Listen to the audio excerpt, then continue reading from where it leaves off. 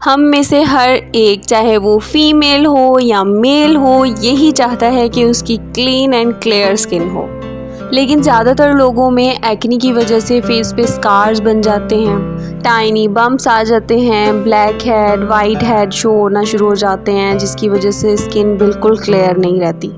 इन सारी प्रॉब्लम्स को फेस करते हुए इंसान का कॉन्फिडेंस बहुत लो हो जाता है, स्पेशली तब जब लोग आपसे इसके बारे में क्वेश्चन करते हैं या वो आपको इन चीज़ों के बारे में पॉइंट आउट करना स्टार्ट कर देते हैं।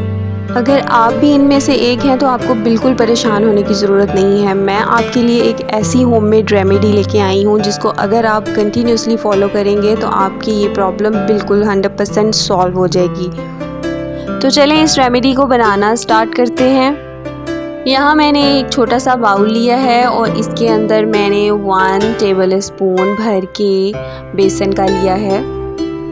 इसके बाद इसमें half tea spoon fresh lemon juice add करेंगे और फिर इसमें 1 टेबल स्पून भर के फ्रेश योगर्ट ऐड करेंगे और लास्ट में हम इसमें 2 टेबल स्पून रोज़ वाटर के ऐड करेंगे।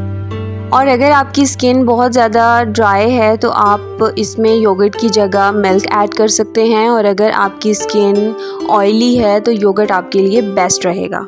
तो इन सारी चीज़ों को अच्छी तरह से हम मिक्स कर लेंगे। बेसन के बहुत ज़्यादा बेनिफिट्स हैं, जैसे कि ये स्किन के एचपी लेवल को बैलेंस रखता है, डर्ट को रिमूव करता है, एक्सेसिव ऑयल को रिमूव करता है। इसके अलावा स्किन को एक्सफोलिएट करके जितने भी डेड स्किन सेल्स होते हैं उसको रिमूव करता है।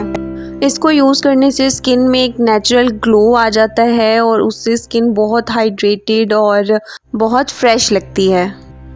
सो गाइज़, बेसन में जिंक बहुत अच्छी अमाउंट में मौजूद होता है and it can help to reduce pimple and acne causing infections, and it also remove impurities and prevent breakouts by clearing the pores due to its exfoliating and alkaline properties। तो ये remedy हमारी skin के लिए बहुत ज़्यादा beneficial है। आपने इस पेस्ट को अपनी स्किन पे अप्लाई करके अच्छी तरह से इसका मसाज कर लेना है फॉर ओनली 2 मिनट्स। इससे ज़्यादा इसको मसाज ना करें और बहुत जेंटल हैंड से आपने मसाज करना है, और इसके बाद इसको 10 to 15 मिनट्स के लिए ड्राई होने के लिए छोड़ दें।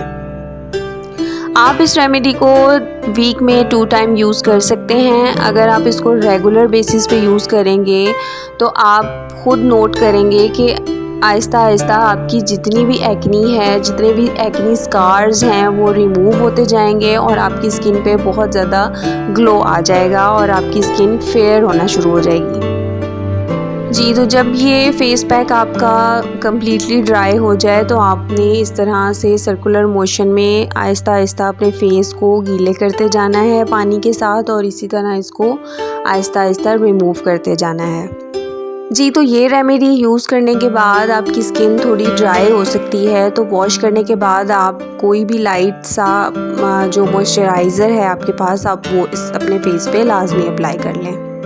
फ्रेंड्स, एक्नी होने का जो मेन कॉज है वो ये है कि हम अपनी स्किन को बेसिकली क्लेंज नहीं कर रहे होते, ठीक से हम उसे वॉश नहीं करते हैं। डर्ट वगैरह जो भी डस्ट होती है उसके पार्टिकल्स हमारे पोर्स में रह जाते हैं, जिसकी वजह से वो एक्नी हो जाती है। या फिर हम ऑयल के कंजम्पशन अपने खानों में बहुत ज़्यादा ले रहे होते हैं, जिसकी वजह से हमारे एक्सेसिव ऑयल आ जाता है और हमारी जो स्किन है वो सीबम प्रोड्यूस करने लग जाती है।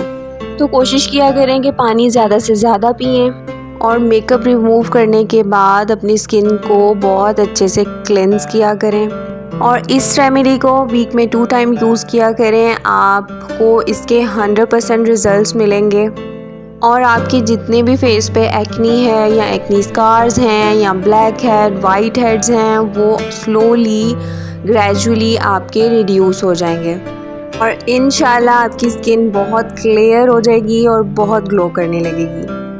And friends, thank you so much for watching my video, and if you like this video please give it a thumbs up and also subscribe to my channel. Be happy, God bless you. Allah Hafiz. Bye bye.